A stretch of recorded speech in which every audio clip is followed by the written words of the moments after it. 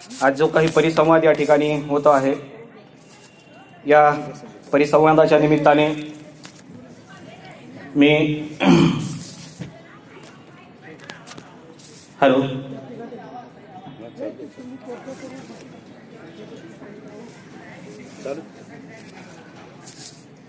अखिल विश्वाला शांतीचा संदेश देणारे तथागत गौतम बुद्ध, बोधिसत्व परमपूज्य डॉक्टर बाबासाहेब आंबेडकर आणि ज्यांनी या देशाच्या कल्याणासाठी, राष्ट्राच्या कल्याणासाठी आपला देह त्यागला, अशा सर्वच महापुरुषांना मी प्रथमतः अभिवादन करतो। या परिसंवादाचे अध्यक्ष आदरणीय गुरुवर्य, ज्यांचं बोट धरून आम्ही लिहायला आणि बोलायला शिकलो, असे आदरणीय प्राध्यापक डॉक्टर प्रल्हाद दुलेकर सर, या संमेलनाचे मार्गदर्शक आदरणीय डॉक्टर ऋषिकेश कांबळे सर, त्याचबरोबर या संमेलनाचे स्वागताध्यक्ष आदरणीय प्राध्यापक राहुल मस्के सर, या परिसंवादामध्ये उपस्थित असलेले आदरणीय doctor Ashok Naranaware sir, Govind Burse sir, त्याचबरोबर साहित्य परिषदेचे सर्व पदाधिकारी व सभागृहामध्ये उपस्थित बंधू आणि भगिनींनो, खरं तर देशाच्या संसदेमध्ये क्रिकेटची मॅच सुरू आहे। ओम बिर्ला आणि जगदीप धनखड यांनी 144 विकेट घेतलेले आहेत आणि कॅप्टन नाबाद खेळतोय, आणि अशा परिस्थितीमध्ये विषय दिलेला आहे की सामाजिक, सांस्कृतिक आणि राजकीय सद्यस्थितीमध्ये लेखकाची भूमिका काय असावी। आता लेखक म्हणून माझी भूमिका असा विषय दिलेला आहे आणि देशाची परिस्थिती इतकी बिकट आहे। आता माझी भूमिका असं बोलणं मला थोडंसं अवघड जाईल, कारण याच्याऐवजी मी थोडंसं मी, माझं, मला हे शब्द मला अजिबात आवडत नाहीत, आणि संबंध बाबासाहेब आंबेडकरांच्या लेखनामध्ये हे शब्द मला कुठेही आढळत नाहीत। त्याच्यामुळं माझी भूमिका असं म्हणण्यापेक्षा मी थोडंसं आपली भूमिका या दृष्टिकोनातून मी बोलण्याचा विचार करेन। आपल्या सगळ्यांना माहिती आहे की देशाची सध्याची परिस्थिती काय आहे आणि लोकशाहीची सद्यस्थिती नेमकी काय आहे। ज्यावेळेस इंग्लंडमध्ये सुरुवातीला लोकशाहीचा जन्म झाला, त्यावेळेस तिथं एक पेच प्रसंग असा निर्माण झाला की लोकशाही म्हणजे प्रजासत्ताक राज्यस्थापन होत असताना असं म्हटलं गेलं की जो काही राजा आहे त्या राजाला पंतप्रधानाने सल्ला द्यावा आणि पंतप्रधानाच्या सल्ल्यानुसार राजाने राज्यकारभार करावा।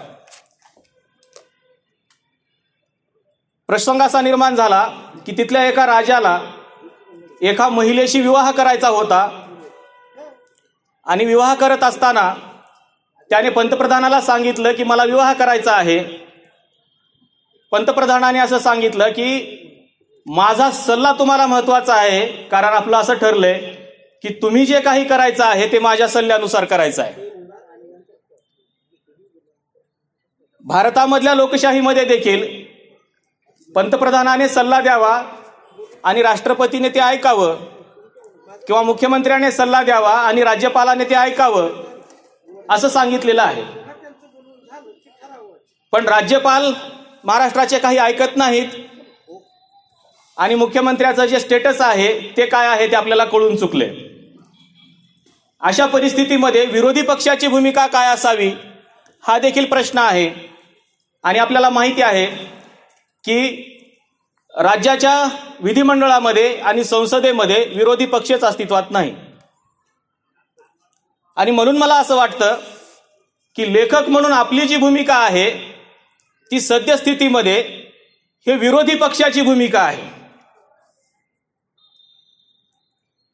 खरं तर लेखकाने सत्तेत जाण्याचा मार्ग निवडलेला आहे। आपल्या देशामधल्या बऱ्याचशा विरोधक सत्तेमध्ये जात आहेत, लेखक सत्तेमध्ये जात आहेत, बिझनेसमॅन सत्तेमध्ये जात आहेत, मीडिया सत्तेमध्ये आहे, अशा परिस्थितीमध्ये लेखकाची भूमिका जर काय असेल तर मला वाटतं की आपली भूमिका ही विरोधी पक्षाची असली पाहिजे.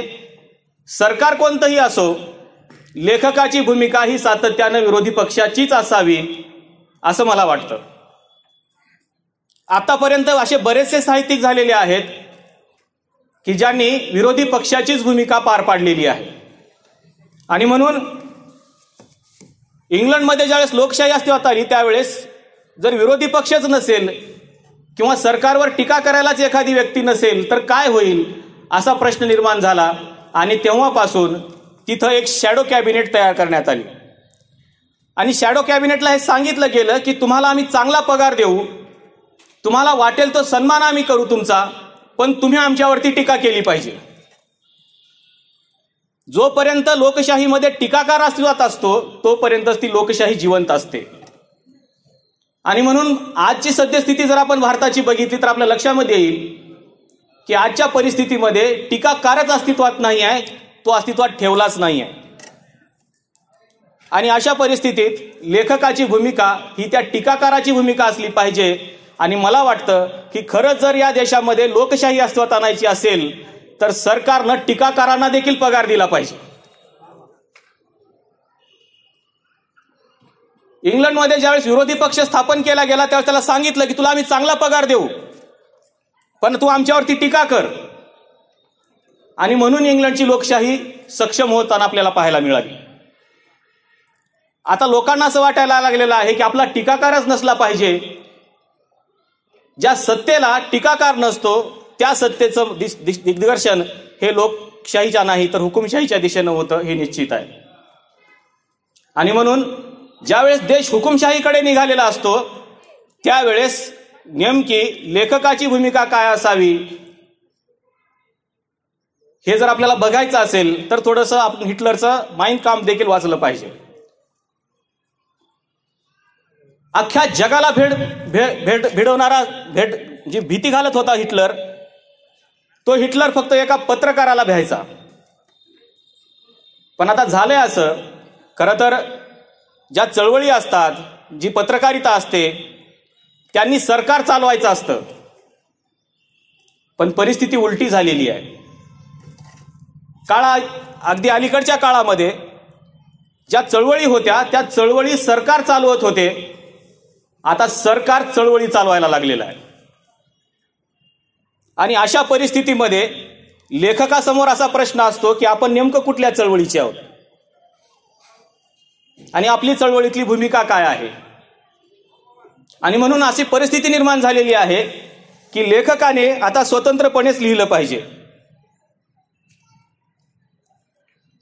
लोकांना असं वाटतं की लेखक चळवळीमध्ये काय येत नाहीत. आज एखाद्या चळवळीमध्ये गेला आणि दुसऱ्या दिवशी तो गुवाहाटी मार्गे गेला तर आपण काय करायचं असा प्रश्न लेखकासमोर असू शकतो, कारण लेखक भूमिका घेऊन लिहितो. आता लेखकाची भूमिका बदलायला त्याला गुवाहाटी मार्गे जाता येत नाही. आणि गुवाहाटी मार्गे गेलं तर आतकरे बापू विचारतील पुन्हा तुमची भूमिका तर अगोदर वेगळी होती मी छापलेल्या पुस्तकामध्ये. म्हणजे प्रकाशक ही अडचणीत. आणि म्हणून लेखकाची भूमिका ज्यावेळेस आपण बघतो त्यावेळेस मला असं दिसतं की लेखक म्हणून आपण ज्या मार्गाने निघालेलो आहोत तो मार्ग बुद्धाने सांगितलेला चरित भिक्कवे चारिकं बहुजन हिताय बहुजन सुखाय आहे. बहुजनांच्या हितासाठी आणि बहुजनांच्या सुखासाठी आपण काय लिहू शकतो एवढाच विचार आता लेखकाने करायचा आहे. आणि बहुजनांचं हित आणि बहुजनांचं सुख जर आपल्याला बघायचं असेल तर ते फक्त लोकशाहीमध्येच आहे. कुठलीही सत्ता लोकशाहीशिवाय आता तरी सध्या परिस्थितीमध्ये बहुजनांचं हित करू शकत नाही. आणि म्हणून लोकशाही कशी जिवंत राहील याचा विचार आपण केला पाहिजे. मगाशी महालिंगे सरांनी आपल्याला सांगितलं की चळवळीची अवस्था काय झालेली आहे. सर बोलता बोलता एक वेळेस मला म्हणाले होते की हनी बाबासाहेबांनी हा बहुजन समाज बोधिवृक्षाखाली आणला, आता हा बहुजन समाज बोधिवृक्षाखालून मोदी वृक्षाखाली जाऊन बसलाय. मी म्हणालो सर जरी हा बहुजन समाज बोधिवृक्षाखालून मोदी वृक्षाखाली जाऊन बसलेला असला तरी लेखकाची भूमिका म्हणून मला असं वाटतं की त्या बोधी वृक्षाखालची जी पब्लिक आहे, जनता आहे, तिला पुन्हा आपल्याला बोधी वृक्षाखाली कसं आणता येईल याच्यासाठी मला लिहावं लागेल. आणि म्हणून दिवसेंदिवस प्रत्येक दिवशी एक वेगळा विषय या देशामध्ये घडतोय. कालच मला एक विद्यार्थी असं विचारत होता MA की सर, राम मंदिराचं उद्घाटन होत आहे आणि राम मंदिराच्या उद्घाटनाला पंतप्रधान जात आहेत. पंतप्रधानांनी या उद्घाटन समारंभाला गेलं पाहिजे का? नेमकं राज्यघटना काय सांगते आणि लोकशाहीमध्ये हे काय कसं होऊ शकतं? असे प्रश्न रोज समोर येत आहेत आपल्या. अशा परिस्थितीमध्ये आपण काय सांगायचं मुलांना असा प्रश्न आहे. एखादा पंतप्रधान देशाचा एखाद्या धार्मिक कार्यक्रमाला जाऊ शकतो का? आणि तो जात असेल तर भारतीय संविधानाच्या उद्देशपत्रिकेमध्ये असलेलं धर्मनिरपेक्षतेचं जे तत्व आहे याचं कुठे उल्लंघन होतं का? असे काही प्रसंग आपल्या देशामध्ये अगोदर या 75 वर्षामध्ये घडलेले आहेत. राजेंद्र प्रसादांना ज्या वेळेस सोमनाथाच्या मंदिराच्या कोनशिलेच्या उद्घाटनाला बोलवलं गेलं त्यावेळेस विरोधी पक्षातल्या काही जाणकार लोकांनी त्याच्यावरती टीका केली. स्वतः नेहरू पंतप्रधान होते आणि नेहरूंनी राजेंद्र प्रसादांना पत्र लिहिलं आणि त्यांनी सांगितलं की आपण एका धर्मनिरपेक्ष लोकशाही असलेल्या राष्ट्राचे प्रतिनिधी आहोत, राष्ट्रप्रमुख आहोत. आपण ज्यावेळेस धर्मनिरपेक्षतेच्या राष्ट्राचा विचार करतो, उल्लेख करतो, त्यावेळेस आपल्याला याचा विचार केला पाहिजे की आपण एखाद्या कार्यक्रमाला अशा जाऊ शकतो का? नेहरूंनी त्यांना सांगितलं की माझा सल्ला तुम्हाला असा असेल की तुम्ही या कार्यक्रमाला जाऊ नये, कारण आपण एका धर्मनिरपेक्ष राष्ट्राचे प्रतिनिधी आहोत.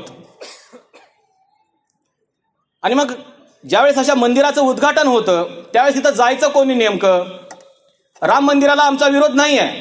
राम मंदिराला लेखक म्हणून माझा तर अजिबातच विरोध नाही आहे, कारण धार्मिक स्वातंत्र्य राज्यघटनेमध्ये दिलेलं आहे. पण त्या राम मंदिराचं उद्घाटन कोण करावं असा ज्यावेळेस पेच प्रसंग निर्माण होतो त्यावेळेस लेखक म्हणून मला लिहावं लागतं की राम मंदिराचं उद्घाटन हे शंकराचार्यांनी करायचं की पंतप्रधानांनी करायचं?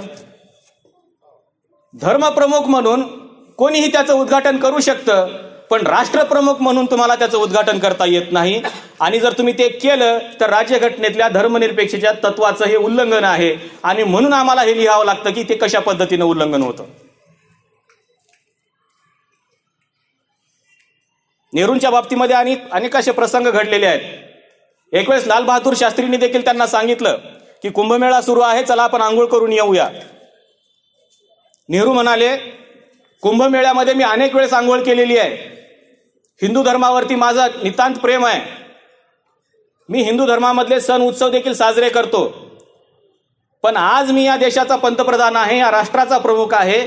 त्याच्यामुळं राष्ट्राचा प्रमुख असल्यामुळं मला त्याच्यामध्ये आंघोळ करता येत नाही, कारण मी फक्त राष्ट्राचा प्रमुख नाही आहे तर एका धर्मनिरपेक्ष राष्ट्राचा प्रमुख आहे.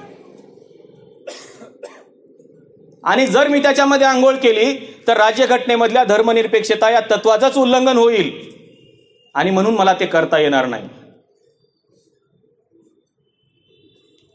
म्हणून येणाऱ्या पिढ्यांना आपल्याला हे सांगावं लागेल, लिहून ठेवावं लागेल कुठेतरी की या देशामध्ये काय घडत होतं नेमकं, आणि भविष्यामध्ये जर ते घडत असेल तर तुमची भूमिका नेमकी काय असली पाहिजे हे येणाऱ्या पिढ्यांना आपल्याला ते लिहून ठेवावं लागेल. म्हणून लेखक म्हणून मला ते लिहून ठेवावं असं वाटतं.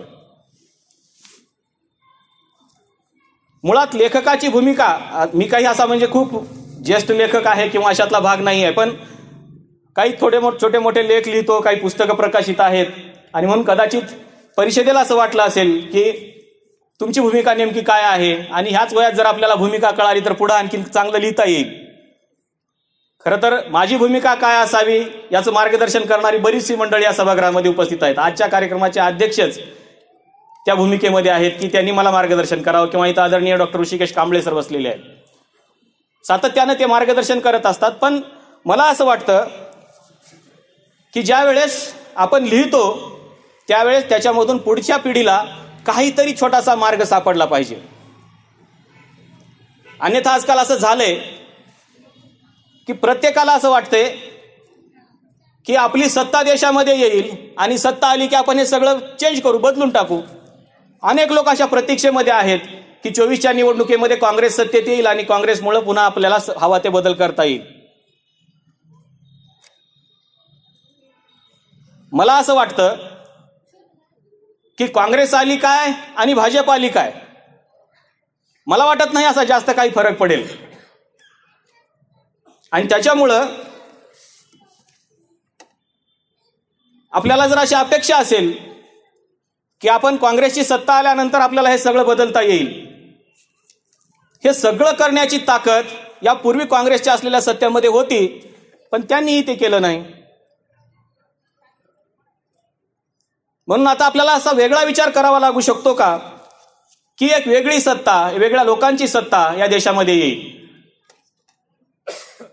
बाबासाहेबांचा काळ वेगळा होता. बाबासाहेबांच्या काळामध्ये लोक अशिक्षित होते, पण अशिक्षित असलेले लोक सुशिक्षित नेते निवडून देत होते. आज परिस्थिती उलटी झालेली आहे. जनता सुशिक्षित झाली आणि नेते रोज त्यांच्या सर्टिफिकेटचा शोध आपल्याला घ्यावा लागतोय. आणि म्हणून समाजामध्ये जी जागृती निर्माण करायची आहे, म्हणून मी म्हणालो की बुद्धाने सांगितलं की चरित भिक्खवे, भिक्खूनो चालत राहा. भिक्खूनो जसं चालत राहा म्हटलं तसंच लेखकांनी आपण लेखकाची भूमिका म्हणून आपण लिहित राहिलं पाहिजे. काल प्रश्न निर्माण झाला की आता लिहायचं बंद केलं पाहिजे. संमेलनाचे अध्यक्षच असं म्हणणारे लक्ष्मण माने सर की आता आपण लिहायचं थांबवलं पाहिजे असं मला वाटतंय. खरं आहे सरांचं, कारण सोशल मीडियाच्या जमान्यामध्ये आपलं कोणी वाचतंय का असा प्रश्न आपल्या समोर आहे.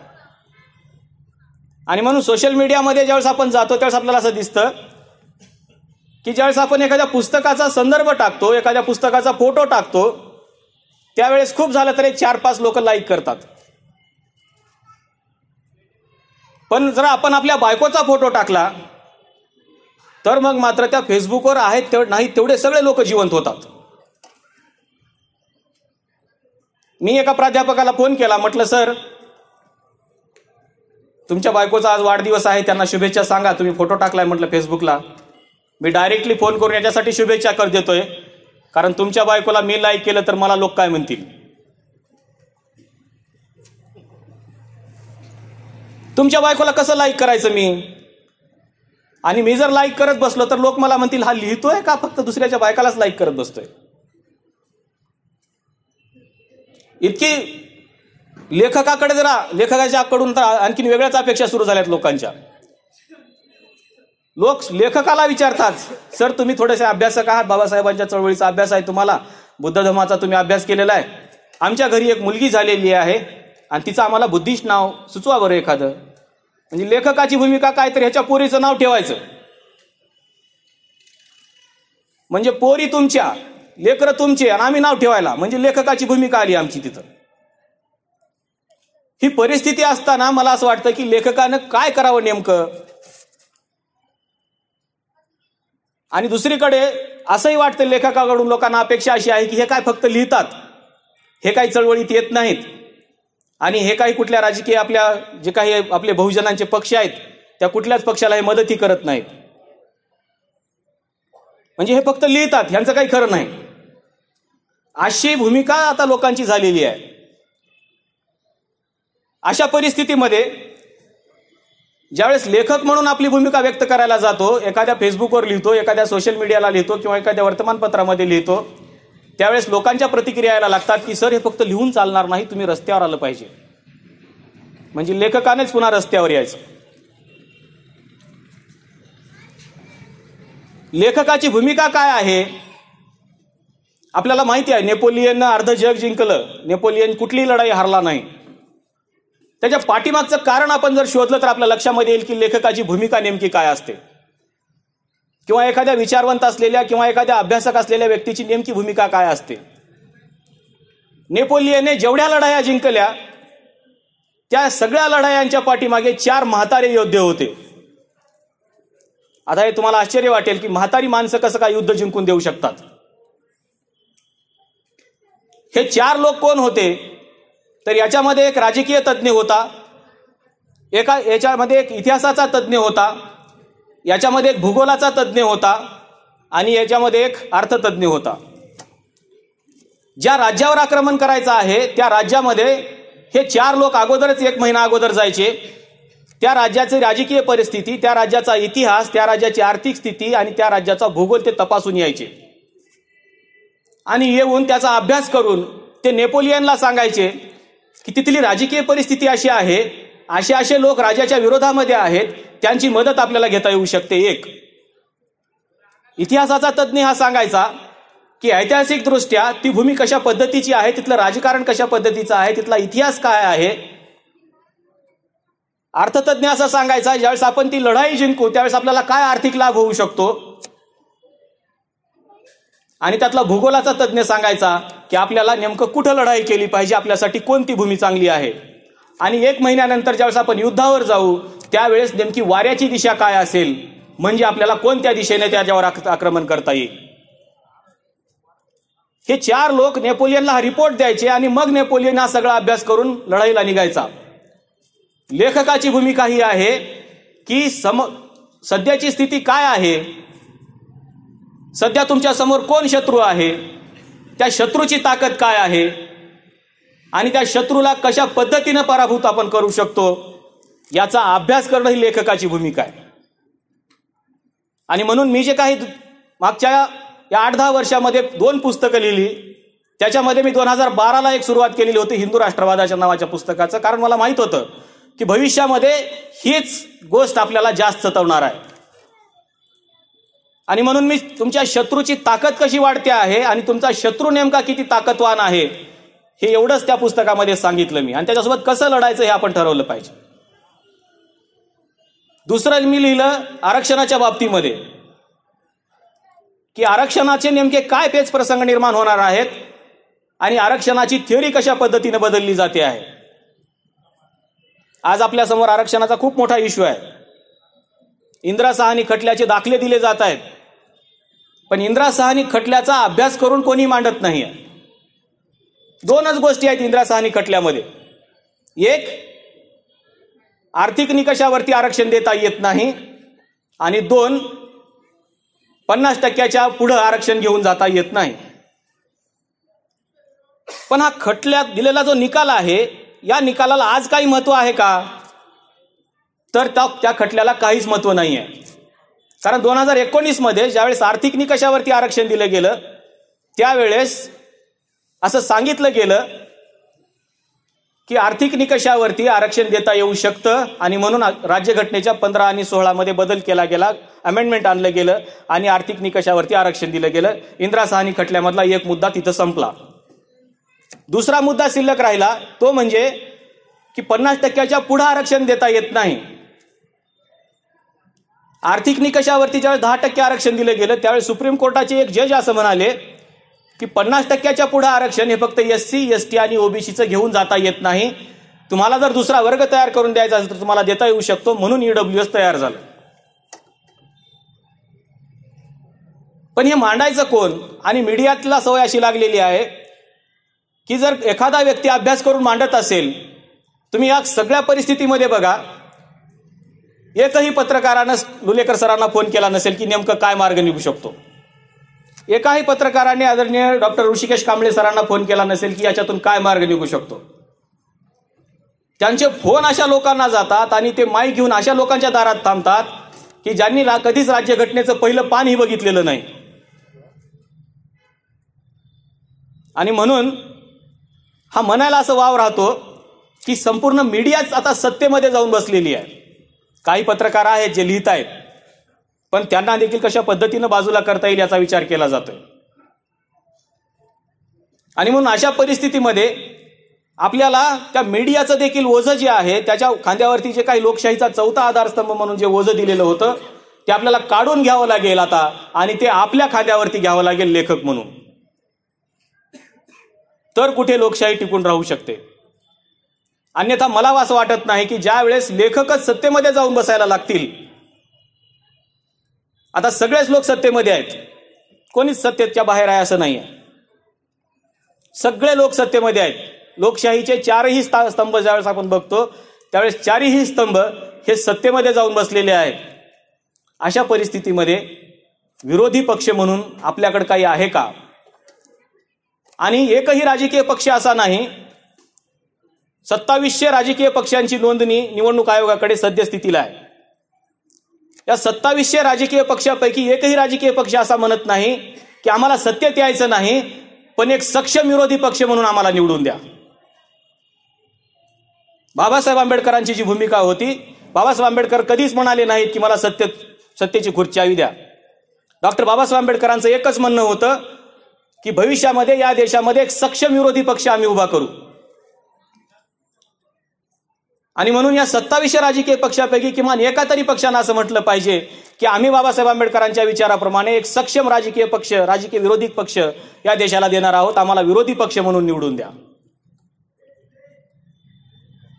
पण एकही राजकीय पक्ष विरोधी पक्ष व्हायला तयार नाही. सगळ्याला सत्तेमध्ये यायचं. म्हणजे गल्लीमध्ये निघालेला एखादा छोटासा पक्ष देखील त्याला वाटतं की आपला बी आमदार निवडून आला पाहिजे, राजकीय क्रांती झाली पाहिजे आणि राजकीय क्रांती करून आपण सत्तेमध्ये आलं पाहिजे, आपला निळा झेंडा संसदेवरती फडकला पाहिजे. हे कसं काय शक्य आहे? आणि म्हणून याच्यासाठी काय मार्ग असू शकतो हे बाबासाहेब आंबेडकरांनी सांगितलेलं आहे. मी सांगायची गरज नाही, आपण कोणी सांगायची गरज नाही. ॲनिलेशन ऑफ कास्टमध्ये बाबासाहेब आंबेडकरांनी याचा मार्ग सांगितला की राजकीय क्रांती केव्हा होते. त्यांनी सांगितलं की चंद्रगुप्त मौर्यांच्या राजकीय क्रांतीच्या पाठीमागे तथागत गौतम बुद्धाची सामाजिक क्रांती आहे. शिखांच्या राजकीय क्रांतीच्या पाठीमागे गुरु नानकांच्या सामाजिक क्रांतीचा इतिहास आहे. इंग्लंडमध्ये जी काही राजकीय क्रांती झाली त्याच्या पाठीमागे मार्टिन ल्युथरच्या सामाजिक क्रांतीचा इतिहास आहे. छत्रपती शिवाजी महाराजांनी जे स्वराज्य उभं केलं, जी राजकीय क्रांती केली, त्याच्या पाठीमागे संत तुकाराम महाराजांच्या राजकीय सामाजिक क्रांतीचा इतिहास आहे. आणि म्हणून आपल्याला अगोदर सामाजिक क्रांतीकडे जावं लागेल. जोपर्यंत आपण सामाजिक क्रांतीकडे जाणार नाही तोपर्यंत आपण राजकीय क्रांती करू शकणार नाही. आणि म्हणून जे लोक राजकीय क्रांती करायला निघालेले आहेत थेट, त्यांनी किमान बाबासाहेब आंबेडकरांचं ॲनिलेशन ऑफ कास्ट मधलं ते 23 लाईनमध्ये सांगितलेलं विश्लेषण आहे, तेवढं जरी वाचलं तरी कळेल की आपल्याला राजकीय सत्ता कशा पद्धतीने आणता येऊ शकते. आणि म्हणून लेखक म्हणून आपल्याला हे मांडावं लागेल की थेट राजकीय क्रांतीकडे आपण नाही जाऊ शकत. आज बीजेपीला राजकीय क्रांतीकडे येण्यासाठी 100 वर्षे सामाजिक क्रांती करावी लागली. समाजामध्ये जावं लागलं, घराघरामध्ये जावं लागलं. 2013 मध्ये मी एका मिटिंगला होतो, त्यावेळेस मला असं समजलं की 2014 मध्ये बीजेपी प्रचंड बहुमताने राज्यसत्तेमध्ये येणार आहे. आणि मी आपल्या एका नेत्याला असं सांगितलं की बीजेपी प्रचंड बहुमताने सत्तेमध्ये येणार आहे. ते म्हणाले काही सांगता म्हणे तुम्ही. म्हणजे आपल्याला एखाद्या लेखकानं सांगितलेलं, एखाद्या राजकीय विश्लेषकानं सांगितलेलं ऐकायची सवयच नाही. आपल्याला थेट राजकीय क्रांती करायची आवश्यकता आहे. आणि म्हणून मागच्या निवडणुकीच्या वेळेस देखील ज्यावेळेस मी असं लिहिलं होतं की वंचित बहुजन आघाडीची फक्त एकच सीट लागेल लोकसभेची, ती म्हणजे औरंगाबादची, त्यावेळेस माझ्यावर अनेक लोकांनी टीका केली. पण असं कोणी म्हणालं नाही की सर काय चुकतंय तिथं नेमकं ते आम्हाला सांगा, म्हणजे आम्ही तिथं आणखी काम करू. त्याच्यामध्ये मी बरंच लिहिलं होतं. पार्थ पवारांची सीट पडणार आहे हे सांगितलं, अशोक चव्हाणांची सीट पडणार आहे हे सांगितलं. पण नेमकं आपल्याला हे विचारलं जात नाही कोणी काय की तिथं काय चुकतंय नेमकं, आपण काय करायला पाहिजे. आणि म्हणून लेखक म्हणून आपली भूमिका पडद्यामागची हीच आहे की तुमचं इथं काहीतरी मिस्टेक होतंय, इथं काहीतरी योग्य झालं पाहिजे. आणि म्हणून आतापर्यंत ज्यांनी हे ऐकलं, आदरणीय डॉक्टर ऋषिकेश कांबळे सर इथं आहेत, दुलेकर सर इथं आहेत, यांनी ज्यांना सांगितलं आणि ज्यांनी ऐकलं ते सत्तेत जाऊन बसले. आता ऐकायची मानसिकता कोणाची नाही, वाचायची मानसिकता अजिबात नाही. आणि त्याच्यामुळं दिवसेंदिवस ही जी लोकशाही आहे ही सक्षम होताना दिसत नाही. काल कोणीतरी म्हणालं की आपले 4 तरी खासदार संसदेमध्ये गेले पाहिजे. आपले 129 खासदार आहेत. 131 खासदार आपले आहेत SC ST. आता 4 आणखीन पाठवून काय करायचंय? 135 होतील. काय होतं? काय बदल होणार आहे? आणि म्हणून जी सामाजिक पृष्ठभूमी इथं तयार करायला पाहिजे होती, बाबासाहेब आंबेडकरांना जे अपेक्षित होतं की राजकीय क्रांतीच्या अगोदर बाबासाहेब आंबेडकरांनी सामाजिक क्रांतीचा हट्ट याच्यामुळेच धरला की जोपर्यंत सामाजिक क्रांती होणार नाही तोपर्यंत राजकीय क्रांतीला काही अर्थ नाही आहे. आणि म्हणून बाबासाहेब आंबेडकरांनी सुरुवातीला ब्रिटिशांनाही सांगितलं की सामाजिक स्वातंत्र्याचं काय त्याचं उत्तर आम्हाला द्या अगोदर. जोपर्यंत सामाजिक स्वातंत्र्याचं उत्तर आम्हाला सापडत नाही तोपर्यंत आम्हाला राजकीय स्वातंत्र्यातला काही आम्हाला देणं घेणं नाही. आज ही परिस्थिती तीच आहे. आज जर आपण सामाजिक स्वातंत्र्यामध्ये असतो तर 80 कोटी लोकांना अन्नधान्य वाटायची गरजच भासली नसती. सामाजिक स्वातंत्र्य आहे कुठे? आणि म्हणून बाबासाहेब आंबेडकरांना असं वाटत होतं सामाजिक स्वातंत्र्यावर बाबासाहेब आंबेडकरांचा जास्त भर होता. आणि म्हणून एकीकडे राजकीय स्वातंत्र्याची लढाई सुरू असतानाच बाबासाहेब आंबेडकरांनी सामाजिक स्वातंत्र्याचा आग्रह धरला आणि त्यांनी सांगितलं की ही जी राजकीय गुलामी आहे ही फक्त 150 वर्षाची आहे. आमच्यावर जे सामाजिक गुलामी आहे ती 2500 वर्षापासूनची आहे आणि त्याच्यामधून आम्हाला अगोदर मुक्त करा. आणि म्हणून राजकीय स्वातंत्र्यापेक्षा आपण थोडंसं सामाजिक स्वातंत्र्याकडे अधिक लक्ष दिलं पाहिजे असं मला वाटतं. आणि बाबासाहेब आंबेडकरांनी तेच केलं. आणि संविधान सभेच्या पहिल्या भाषणामध्ये बाबासाहेब आंबेडकरांनी ज्या सामाजिक मुद्द्यांचा उहापोह केला तेच बाबासाहेब आंबेडकरांनी शेवटच्या भाषणामध्ये सांगितलं. आणि शेवटच्या भाषणामध्ये देखील बाबासाहेब आंबेडकर म्हणाले की उद्यापासून आपण एका विषमता युगामध्ये प्रवेश करणार आहोत. राजकारणामध्ये आपण 1 मॅन 1 वोट 1 व्हॅल्यू हे तत्व स्वीकारून राजकीय समता स्वीकारलेली आहे, पण सामाजिक आणि आर्थिक क्षेत्रामध्ये आपल्याला सामाजिक समता स्वीकारता आली नाही. झालं सर. सामाजिक समता स्वीकारता आली नाही, पण ही जर सामाजिक विषमता जास्त काळ टिकून राहिली तर या राजकीय लोकशाहीला काहीच अर्थ असणार नाही. आणि म्हणून आज जी लोकशाही समोरचं मोठं चॅलेंज उभं आहे ते आहे आम्ही सामाजिक मागासले आहोत. हे 75 वर्षानंतर आम्ही सांगतोय. आमची आर्थिक स्थिती चांगली नाही हे 75 वर्षानंतर आपण सांगतोय. आणि म्हणून बाबासाहेब आंबेडकरांनी अधोरेखित केलेले लोकशाही समोरची 2च आव्हानं आज समोर उभे आहेत. एक म्हणजे सामाजिक विषमता आणि दुसरी म्हणजे आर्थिक विषमता. आणि म्हणून संविधानाच्या उद्देशपत्रिकेमध्ये बाबासाहेब आंबेडकरांनी सांगितलं की सामाजिक आणि आर्थिक न्याय आम्ही लोकांना देऊ. ज्यावेळेस आम्ही तो देऊ त्यावेळेस लोकशाही सक्षम होईल. आणि शेवटच्या भाषणामध्ये देखील बाबासाहेब आंबेडकरांनी तेच सांगितलं की बघा 2 आव्हानं तुमच्या समोर आहेत, याच्यावर तुम्हाला उत्तर शोधता येतं का बघा. जर तुम्ही उत्तर शोधू शकलात तर या देशामध्ये लोकशाही यशस्वी होईल. आणि म्हणून बीबीसीला दिलेल्या मुलाखतीचा थोडा व्हिडिओ फिरतोय आपल्या बाहेर की भारतामध्ये लोकशाही टिकणार नाही. बाबासाहेब आंबेडकरांचं त्याचं पुढचं उत्तर मात्र ते शेअर करत नाही की का टिकणार नाही, तर सामाजिक पृष्ठभूमी चांगली नाही आणि आर्थिक मागासले पण आहे. या 2 गोष्टीवरती आपण जर 75 वर्ष काम केलं असतं तर लोकशाहीला काहीच झालं नसतं. आज तेच प्रश्न आपल्या समोर उभे आहेत. आणि म्हणून याच्यामधून काय उत्तर शोधता येऊ शकतं याचा एक डोळसपणे अभ्यास करणं ही लेखक म्हणून मला वाटतं आपली भूमिका आहे. येणाऱ्या काळामध्ये आपल्याला त्याचं उत्तर शोधावं लागेल. ज्या पद्धतीनं आपल्याला सापडेल त्या पद्धतीनं आपल्याला ते सांगता आलं पाहिजे एवढीच अपेक्षा आहे.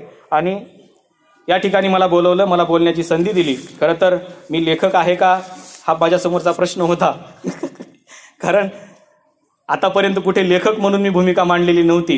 पण मला असं वाटतं की साहित्य परिषदेने आणि सिल्लोड शिक्षण संस्थेने मला ही संधी उपलब्ध करून दिली. जे मार्गदर्शक मला लाभलेले आहेत माझ्या आयुष्यामध्ये ते दोन्ही मार्गदर्शक एक समोर आहेत, एक स्टेजवर बसलेले आहेत. आणि अशा परिस्थितीमध्ये मला या ठिकाणी बोलायला उभं केलं होतं. मला संधी दिली त्याबद्दल पुन्हा एकदा सगळ्यांचे आभार. थांबतो. धन्यवाद. जय हिंद. धन्यवाद सर. लेखक म्हणून माझी नाही तर आपली भूमिका किती महत्वाची आहे. अत्यंत अभ्यासपूर्ण अशा प्रकारची मांडणी डॉक्टर हरी सोनकांबळे सरांनी केलेली आहे. अत्यंत ताकदीने या विषयाला न्याय देण्याचा प्रयत्न सरांनी केलेला आहे आणि वेगवेगळ्या उदाहरणांचा समावेश त्यांनी आपल्या या